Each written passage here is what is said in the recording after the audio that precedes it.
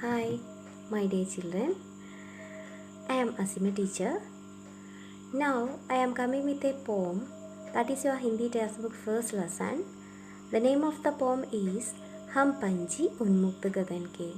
The poem writer name is Kavi Shivamangal Singh Suman. The lesson name is Hum Panchi Unmukt Gagan Ke. पहले कविता का सार। हम पंछी उन्मुक्त गगन के नामक कविता कवि शिवमंगल सिंह सुमन द्वारा रचित है, जिसमें आज़ादी की महत्ता को प्रस्तुत किया है। Poem abstract. हम पंछी उन्मुक्त गगन के नामक कविता कवि शिवमंगल सिंह सुमन द्वारा रचित है।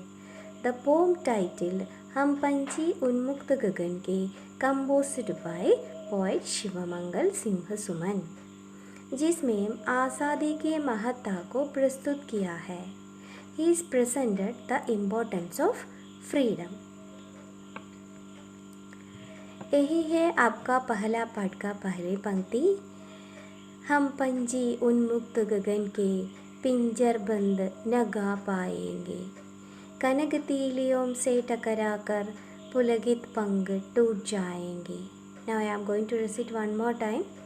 हम पंछी उन्मुक्त गगन के पिंजर बंद न गा पाएंगे, कनक तीलियों से टकराकर पुलकित पंख टूट जाएंगे। प्रसंग। ये पंक्तियाँ बसंत बाग 2 में संकलित कविता से गई है।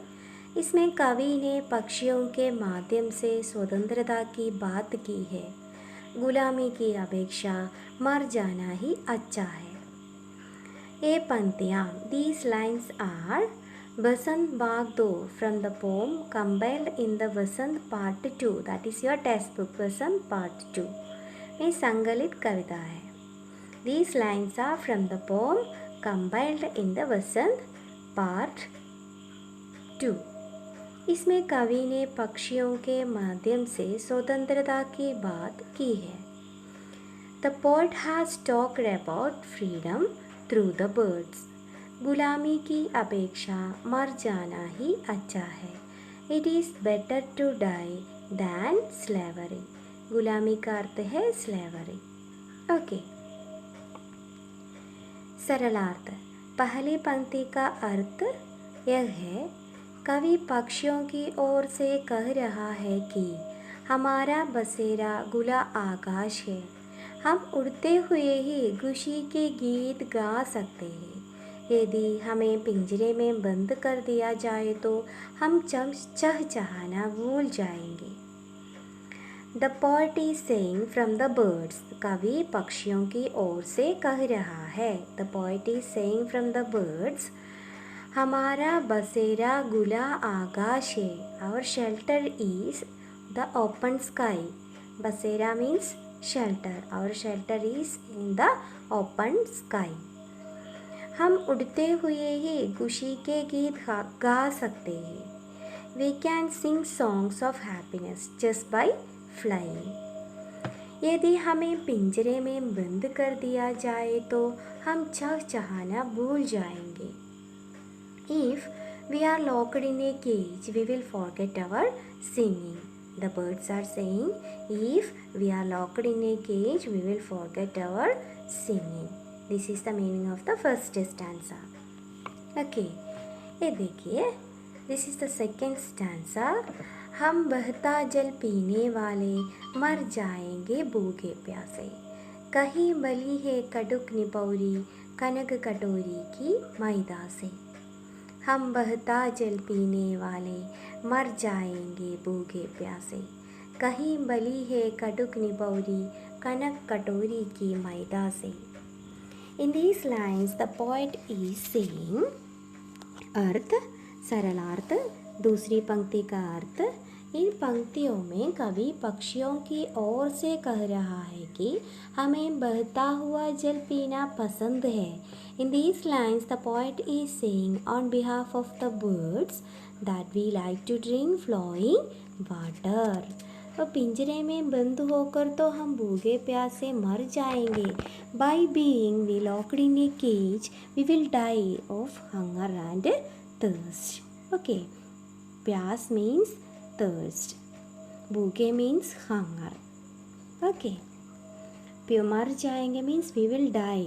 पिंजरे में बंद होकर तो हम भूखे प्यास से मर जाएंगे. If we locked in a cage we will die of hunger and thirst. Okay my dear children, हमें तो सोने की कटोरी में मिलने वाले दाने से अच्छा तो कड़वी नीम का फल लगता है. यही अर्थ, we get a bitter neem fruit better than a grain that is found in a golden bowl. If you are giving a golden bowl, it's full of fruit, it is better than it's a bitter neem fruit. Okay. एक है तीसरे पंक्ति, स्वर्ण श्रृंखला के बंधन में अपनी गति उड़ान सब भूले, बस सपनों में देख रहे हैं तरु की फुनगी परखे झूले. स्वर्ण श्रृंखला के बंधन में अपनी गति उड़ान सब भूले, बस सपनों में देख रहे हैं तरु की फुनगी परखे झूले. ये देखिए तीसरी पंक्ति का अर्थ. कवि कहता है कि पक्षी सोने की जंजीरों के बंधन में पड़कर अपनी चाल और उड़ने का ढंग सब भूल जाते हैं. वे पिंजरे में पड़े पड़े पेड़ों की ऊंची शाखाओं पर झूले झूलने का बस सपना ही देखते रहते हैं. Now I am going to sing the third stanza meaning. कवि कहता है कि पक्षी सोने की जंजीरों में बंधन में पड़कर अपनी चाल और उड़ने का ढंग सब भूल जाते हैं. The poet says that the bird is bound in a chains of gold. Everyone forgets their speed and way of flying. वे पिंजरे से पड़े पड़े पेड़ों की ऊंची शाखाओं पर झूले झूलने का बस सपना ही देते रहते हैं. Everyone forgets their speed and way of flying, and they their cages swing on the high branches of the flying trees. They only keep dreaming their swinging. बस सपना ही देखते रहते हैं. सपना means dreaming. What is their dreaming? Always they want to swing on the highest branches of a tree. And 14 पंक्ति है. ऐसे दे अरमान की उड़ते नीले नभ की सीमा पाने, लाल किरण सी चोंच गोल चुगते तारक अनार के दाने. I am saying one more time. ऐसे दे अरमान की उड़ते नीले नभ की सीमा पाने, लाल किरण सी चोंच गोल चुगते तारक अनार के दाने. अर्थ यह है, इन पंक्तियों में कवि कह रहा है कि पक्षियों की इच्छा खुले आकाश में उड़ने की है. उड़ते हुए वे आसमान की सीमा को छूना चाहते हैं. वे अपनी चोंच से अनार के दानों डूबी आकाश के तारों को चुगना चाहते हैं. अर्थ यह है, इन पंक्तियों में कवि कह रहा है कि in these lines it said that पक्षियों की इच्छा खुले आकाश में उड़ने की है. The birds decide to fly in the open sky. उड़ते हुए वे आसमान की सीमा को छूना चाहते हैं and want to touch the boundary of the sky. वे अपनी चोंच से अनार के दानों डूबी आकाश के तारों को चुगना चाहते हैं. They eat pomegranate seeds with their beaks like that birds wants to eat the stars from the sky.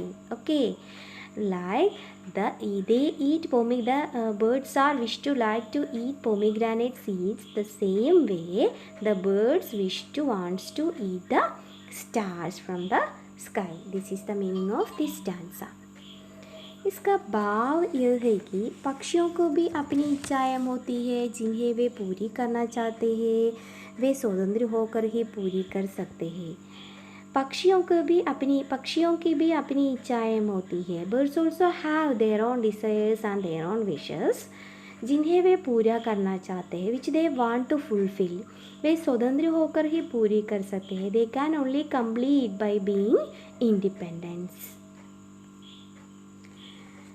एक है फिफ्थ स्टैंजा एंड पांचवी बाग। देखिए, होती सीमाहीन क्षितिज से इन पंगों की होड़ा होड़ी, या तो क्षितिज मिलन बन जाता या तनती सांसों की डोरी।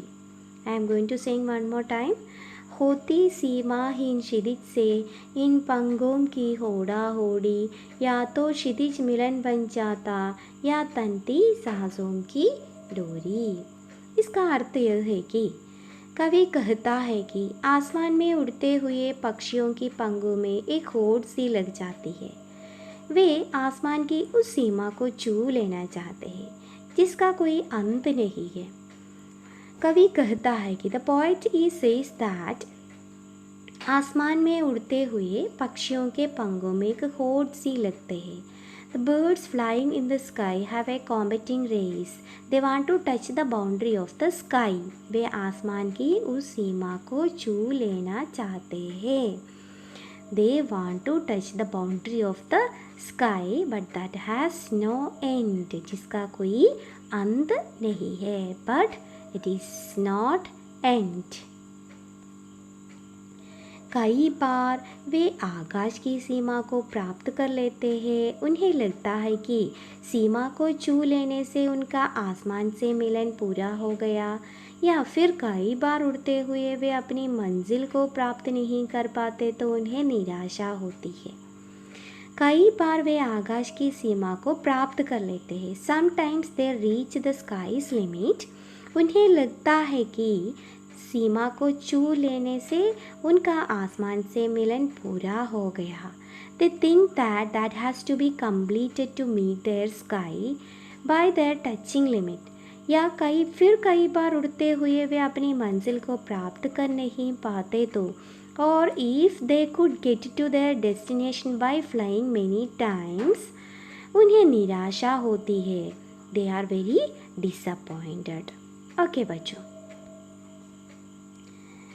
इसका भाव यह है कि कई बार उनका आसमान की सीमा से मिलन हो जाता है और कई बार वे अधूरे मिलन की चाह लिए इस संसार से चले जाते हैं। कई बार उनका आसमान की सीमा से मिलन हो जाता है। Sometimes they meet the boundary of the sky, और कई बार वे अधूरे मिलन की चाह लिए।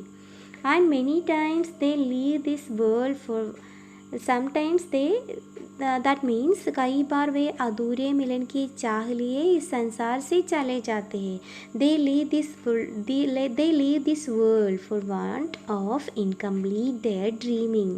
That means the birds wish to touch the sky, but it is not complete. Their wishes is not complete. Their wishes is not fulfilled. So they are leaving this world with their incomplete dreaming. ये है next पंक्ति। देखिए, need न दो चाहे टहनी का, आश्रय छिन्न भिन्न कर डालो, लेकिन पंख दिए है तो आगुल उड़ान में विघ्न न डालो। नीड न दो चाहे टहनी का, आश्रय छिन्न भिन्न कर डालो, लेकिन पंख दिए है तो आगुल उड़ान में विघ्न न डालो।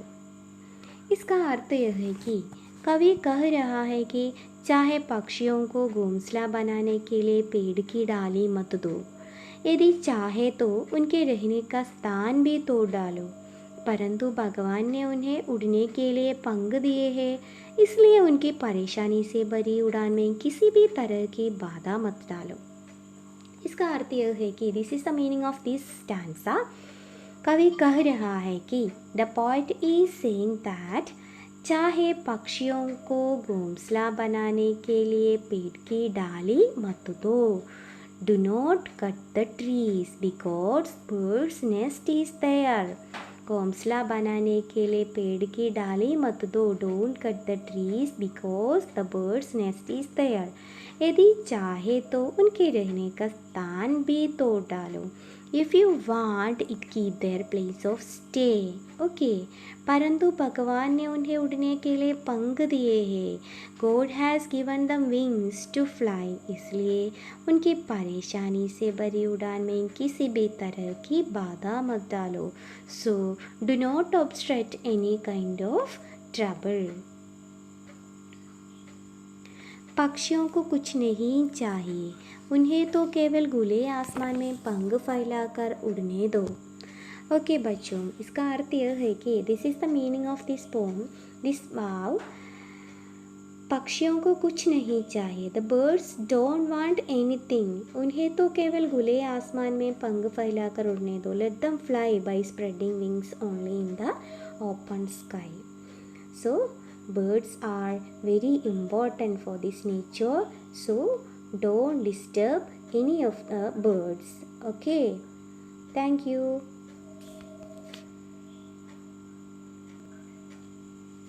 Okay dear children, you have to listen carefully this more and more time. Watch this video 2 or 3 or 4 times and read the lesson very carefully. I will come with this lesson meanings, opposite and question answer to the next video.